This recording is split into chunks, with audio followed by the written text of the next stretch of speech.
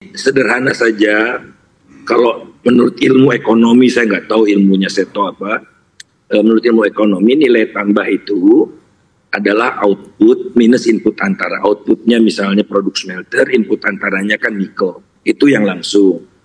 Nah, siapa yang menciptakan nilai tambah itu adalah pengusaha. Pengusahanya 100% dari Cina, ya nilai tambahnya lari ke China. Kok susah amat sih dihitung-hitung.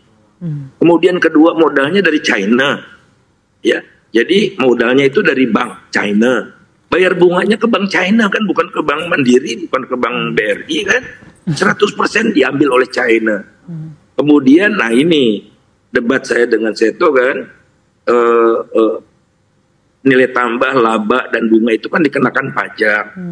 Nah, saya katakan yang besar-besar itu dapat tax holiday sampai 20 tahun, juga tidak kontribusi. Ini saya sudah sampaikan juga ke Saudara Seto, ke Pak Luhut, sekalipun sudah saya sampaikan pada November 2021, dan dikoreksi, seakan-akan dikoreksi ya, keluar PP nomor 26 yang berlaku mulai 15 September 2022. Jadi belum setahun itu dikenakan 2% itu dan 5%, bukan 22%. Kalau kita ekonomi ngitungnya itu opportunity cost.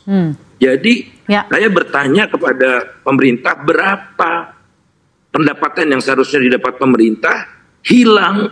Jadi jangan disampaikan pendapatan perintah dari pungutan itu naik dari sekian ke sekian, itu kan tidak fair. Harusnya kita dapat berapa? Harusnya niscaya puluhan kali lipat dari yang kita nikmati sekarang. Jadi Bapak, menurut Anda Pak, memang ada kesalahan dalam hal, ini dalam hal investor smelter itu mostly dari China. Lalu ekspor dilakukan oleh mereka, operatornya dari China, diekspor ke China, dan yang menguntungkan, yang dapat untungnya ketika sampai devisanya hanya sampai 1 hari ya, saya di Indonesia, lalu dibawa karena memang itu haknya kembali lagi ke China. Nah, sebenarnya dalam hilirisasi, misalnya dari financing smelter-smelter ini, itu idealnya harusnya investornya apakah dari dalam negeri ataukah memang dari luar negeri, kita masih tetap bisa meminta financing dari beberapa pihak atau negara lain. Nah, dalam hal ini kalau memang besar idealnya dari dalam negeri, apakah sebenarnya sistem perbankan atau financing domestik kita cukup Pak untuk membiayai smelter dan kebijakan hilirisasi ini? Kan kita juga sudah punya sebelum ini, kita mengekspor juga gitu ya. Nah, jadi saya tidak membedakan asing dan bukan, tapi treatment yang diberikan pada pengusaha dari Republik Rakyat China, ini tidak ada urusannya pri dan non pri ya, tidak ada. Ini China sebagai satu entitas ini. Baik.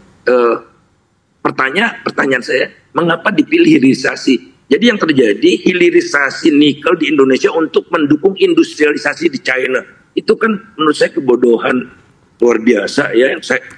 Data menunjukkan dan tidak dibantah bahwa hampir semua produk antara yang dihasilkan oleh smelter itu diekspor ke China. Tapi kalau kita mau dari Inggris, dari Saudi Arabia, dari mana, kita welcome terhadap investor asing. Tapi kok perlakuannya itu luar biasa, kita obral harga biji nikelnya murah ke mereka. Ini apa-apaan, mereka yang ngatur semua. Setelah saya ngomong baru diperbaiki sedikit-sedikit, memang sudah terjadi. Nomor satu putaran.